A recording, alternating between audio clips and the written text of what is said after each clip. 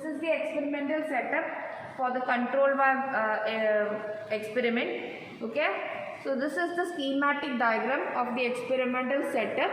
It consists of a tank which is filled with water, a pump, an overhead tank, and this is rotameter, and there are a couple of air regulators and some valves like bypass valves or air pressure valves, and it consists of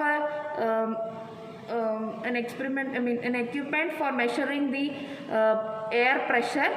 Then you have the main valves, that is equal percentage valve, control opening valve, quick opening valve, and linear valve. These are control valves. Okay, and then this is the schematic diagram of a control valve, air to open.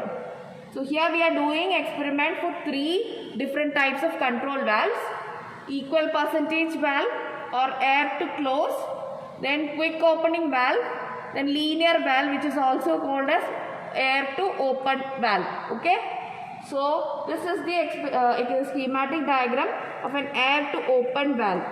Okay, air to open valve, we will give the air pressure from the down position. Okay, so you can see that the air plug or the plug of the control valve will be of this shape. Okay, for an air to open valve, and we have a stem position. Okay, this we can adjust based on the air pressure which will be supplied using a compressor. Okay, when you supply air using a compressor, this valve will change the position. So you can read the position from here, and also we have to take based on this position, the water will enter the control valve. Okay, so using this pressure head or rotameter, you can read the pressure as well as the flow rate of the water. So finally you will get a response curve like this, which is also called as a characteristic of control valves. So this is a plot of valve lift percentage maximum versus flow percentage maximum. So it is stem position versus flow rate of the water which is flowing through the control valve, which is regulated using the air pressure. Okay, so this is for the quick opening valve, this is for the linear opening valve, and this is for quick percentage valve. So this is the characteristics which you are studying here.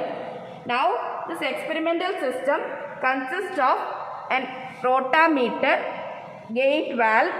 These are the valves or you can regulate using the flow rate using this valve. There is a pressure gauge. Okay, now you have an air to close valve. This is the air to close valve. Okay, and here we have the stem position. You can see the markings here. Okay, based on the air pressure which we supply here, the position will change, the stem position will change, and these are the readings which you have to note. This is for an air to close valve. Now this is for a quick opening valve. Okay, here also we have a stem position. Here air we are supplying from down. Okay, this is just quick opening, directly shut and open. That's all. That's only working of this control valve. Next, this is an air to open valve. Here we give the pressure from down. So when you apply the pressure, this will open. So air to open valve. This is the stem position. Okay. Now these are the outlets of all the 3 control valves. This is the tank which is filled with water.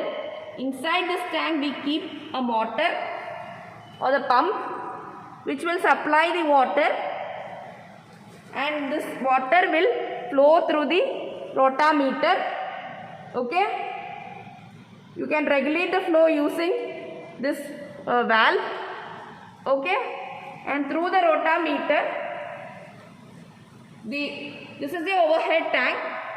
First you will fill the overhead tank using, pump the overhead tank with water using that motor, I mean this pump. Okay, and from this the water will enter the rotameter, and from the rotameter you can see here there are three ways. If you open this and keep this valve, open this valve and keep this valve in parallel position, here you can see that this connection is going into this gauge. This gauge is for measuring the pressure, air pressure. You can see here there is markings. Okay, using this and using the water position, you can read the air pressure. Okay, coming back to these positions. So here if you open this and close all these gate valves, other two gate valves, you can use this, get the readings for air to close control valve. So there is connection.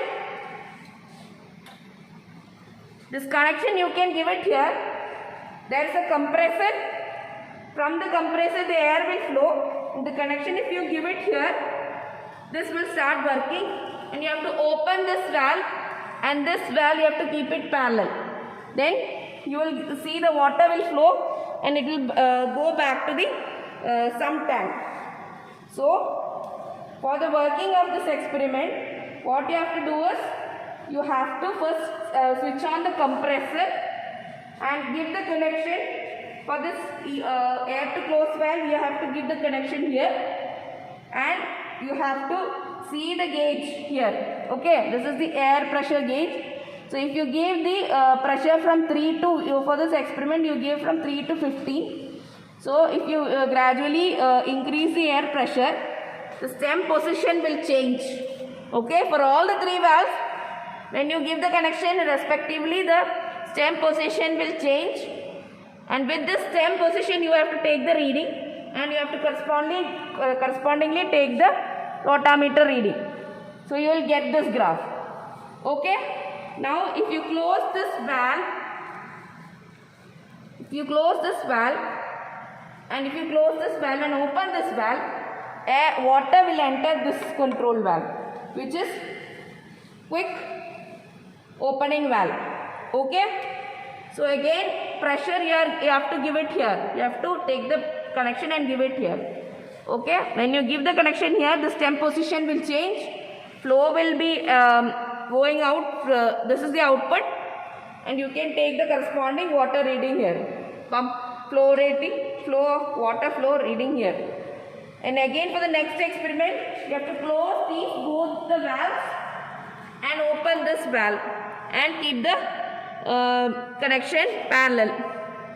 This is the connection for measuring the air pressure. Okay, again you have to give the connection here.